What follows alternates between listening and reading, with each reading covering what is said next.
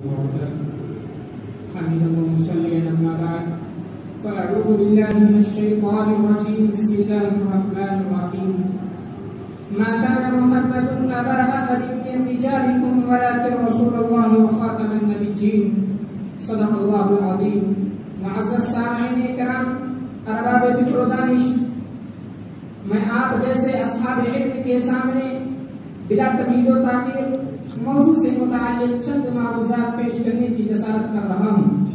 معزز سامعین، آج نقشہ عالم پر جب ہم طائرانہ نظر ڈالتے ہیں تو شرق سے غرب تک، شمال سے جنوب تک پوری دنیا فتنوں کی آماج گاہ نظر آتی ہے. اس وقت پوری دنیا میں فتنوں کا جلوہ ہے، جان لیوا اور ایمان لیوا فتنوں کی بھرمار ہے. یصبح الرجل مؤمنا ویمسی کافرا ویمسی مؤمنا ویمسی کافرا کی نبوی پیشین گوئی حرف بحرف ثابت آ رہی ہے. میرے عزیز ساتھیوں، فی زمانہ عقائد و اسلام کے اوپر حملہ کرنے والے فتنوں میں سب سے پہلے نمبر پر قادیانیت، شکیلیت، گوہر شاہی اور دیندار انجمن جیسے ایمان سوز فتنے ہیں. میرے عزیز ساتھیوں، شریعت اسلامیہ کی بنیادوں سے ادنا واقفیت رکھنے والا مسلمان بھی اس بات سے بخوبی واقف ہے کہ عقیدہ ختم نبوت ایمان کا جز، دین اسلام کی اساس اور تا قیامت امت مسلمہ کی شیرازہ بندی ہے. اسی پر قرآن کریم، احادیث مبارکہ اور اجماع امت اس عقیدے پر ناطق ہے کہ آقا دو جہاں سید الاولین والآخرین حضور اکرم صلی اللہ علیہ وسلم اللہ کے آخری پیغمبر ہیں. النبوت اور رسالت کا مبارک سلسلہ آپ کی ذات اقدس پر ختم ہو چکا ہے.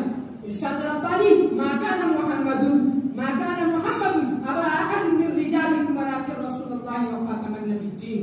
كانت بنو اسرائيل تسوسهم الانبياء كلما هلك نبي خلفه نبي وانه لا نبي بعدي وسيكون خلفاء فيكثرون. جیسے صریح نصوص کی روشنی میں فقہاء امت نے یہ دو فیصلہ فرما دیا کہ جو شخص حضور اقدس صلی اللہ علیہ وسلم کو آخری پیغمبر نہ سمجھتا ہو وہ دائرہ اسلام سے خارج ہے.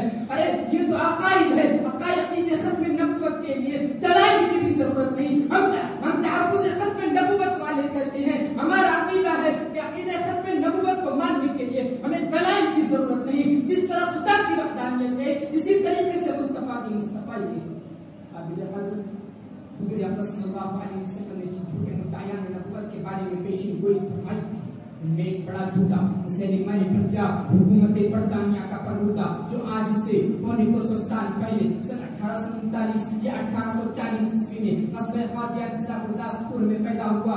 مرزا قادیانی لعنت اللہ علیہ اولا برطانوی اسکیم کے مطابق ملہم من اللہ، مجدد، مسیح موعود، مہدی موعود، ذلی بروزی نبی ہونے کا دعویٰ کیا اور 1901 میں تشریع نبوت کا دعویٰ کر کے عقیدہ ختم نبوت ہی کو، عقیدہ ختم نبوت کے مفہوم اصلی کو ہی بیان ڈالا.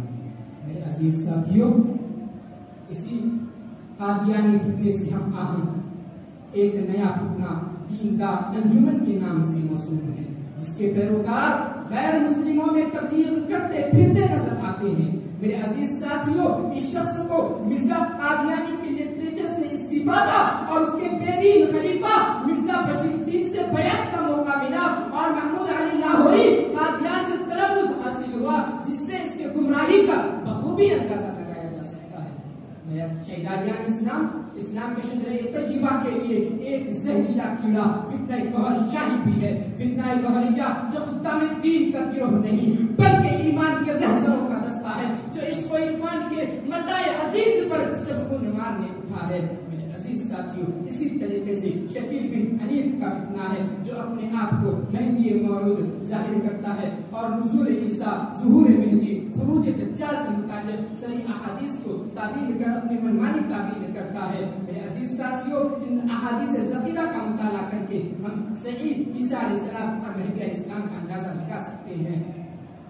دنیا کو کوئی ایسا سایہ نہ ملے گا، دنیا کو کوئی ایسا سایہ نہ ملے گا، لوگ ارباب فکر کو کوئی ایسا نہ ملے گا. لوگ تاریخ میں اگر ثانی محمد بھولیں گے، ثانی محمد تو کیا سایہ نہ ملے گا. میرے عزیز ساتھیوں، جب تک تحفظ ختم نبوت والے زندہ رہیں گے، میں ان فتنوں تک یہ آواز پہنچا دینا چاہتا ہوں، ان فتنوں کے ماننے والوں تک یہ آواز پہنچا دینا چاہتا ہوں، جب تک تحفظ ختم نبوت والے زندہ گے، کسی ماں